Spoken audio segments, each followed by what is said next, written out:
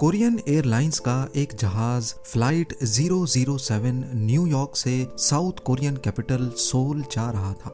मौसम बिल्कुल साफ था और पायलट को किसी किस्म की भी दुश्वारी का सामना नहीं था। लेकिन इन सब चीजों के बावजूद भी ये जहाज क्रैश हुआ, और वो भी सिर्फ इस वजह से क्योंकि उसके पास वो चीज नहीं थी जो आज हम सबकी पॉकेट में पड़ी रहती है। जी हाँ, हुआ कुछ यूं था कि सोल पे लैंड करने से पहले जहाज को अलास्का के शहर एंकरेज भी जाना था। ये बात हो रही है 1983 की, जब अमेरिका और सोवियत के दरमियान कोल्ड वॉर चल रही थी। इस जंग को लेकर दोनों ताकतें एक दूसरे के खिलाफ बहुत ही ज्यादा अलर्ट थी। अगर आप मैप पे देखें तो ये है एंकरेज और यहाँ पर है सोल। इन दोनों के दरमियान एक स्ट्रेट लाइन ऐसी दिखेगी, क्योंकि इस पाथ में फ्लाई करने से जहाज सोवियत टेरिटरी में दाखिल हो जाता। इसी वजह से फ्लाइट 007 को कुछ ऐसा पाथ लेकर साउथ कोरिया जाना पड़ा, गल्फ ऑफ अलास्का से होते हुए नॉर्थ पैसिफिक ओशन और फिर जापान के ऊपर से साउथ कोरिया। पर क्या मालूम था पायलट को कि दोनों ताकतों की ये जंग आज 269 पैसेंजर्स की जान लेकर छोड़ेगी। उस दौर में जीपीएस तो था नहीं और पायलट गलती से सोवियत टेरिटरी में चला गया। सोवियत्स ने समझा कि ये अमेरिका का स्पाई प्लेन है और उस पर एयर टू एयर मिसाइल खोल दिया गया। कुछ ही लम्हे बाद प्लेन सोवियत कंट्रोल्ड मोनिरॉन आइलैंड के करीब समंदर में जा गिरा। जहां इस खबर ने पूरी दुनिया को सोग में डाल दिया था, वहीं अमेरिका को सबसे ज्यादा दुख इस बात का था कि उनके पास जीपीएस टेक्नोलॉजी होते हुए भी वो इस हादसे को ना रोक सके।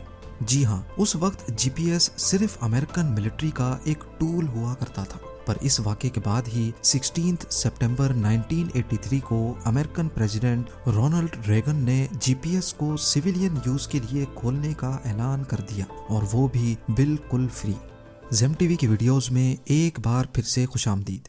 नाजरीन, पहले इंसान आसमान में तारों को देखकर सफर किया करते थे और अपनी पोजीशन का एक अंदाजा लगा पाते थे, और आज हम अपनी पोजीशन देखने के लिए तारों का तो नहीं, लेकिन आसमान में घूमने वाली सैटेलाइट्स का इस्तेमाल जरूर करते हैं। मोबाइल फोन्स, गाड़ियां, फ्लाइट नेविगेशन और हत्ता के अब तो पेट्स की लोकेशन ट्रैक करना भी इंतहाई आसान हो चुका है। और इस सब को मुमकिन करने वाली ये छोटी सी चिप है जिसको जीपीएस यानी ग्लोबल पोजीशनिंग सिस्टम कहा जाता है। चाहे रेगिस्तान में हो, समंदर में, या फिर किसी जंगल के बीचों बीच, ये छोटा सा टूल हमें हमारी पिन पॉइंट लोकेशन आखिर बताता कैसे है। इतनी इम्पोर्टेंट सर्विस जिसके बगैर आज दुनिया का निज़ाम इधर से उधर हो सकता है, वो भला हमें फ्री में क्यों मिलती है।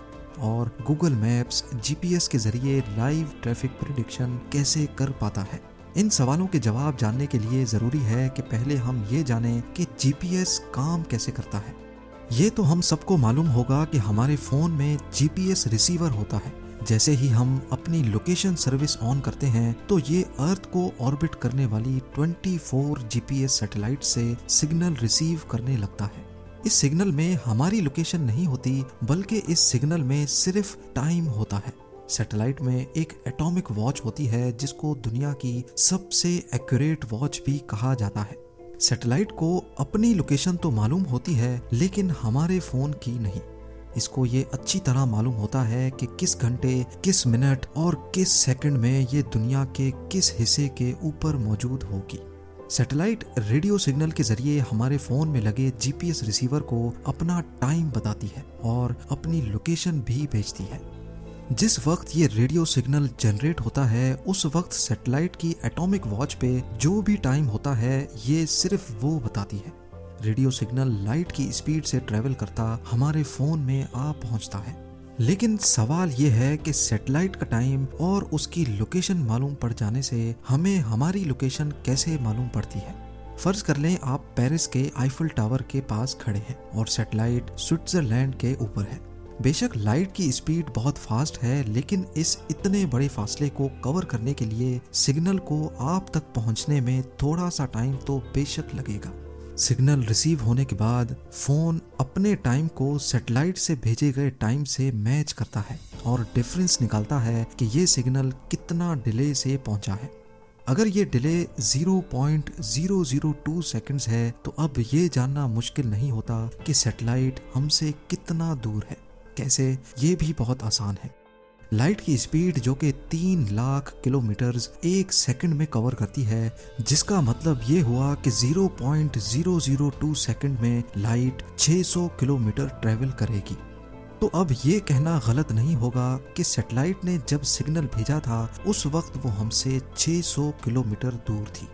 हमारा फ़ोन सैटेलाइट की लोकेशन स्विट्ज़रलैंड से 600 किलोमीटर के रेडियस में एक सर्कल ड्रॉ करता है। इससे फ़ोन को इतना तो मालूम पड़ जाता है कि वो इस सर्कल के किसी न किसी बॉर्डर पे, किसी न किसी कोने पे मौजूद है।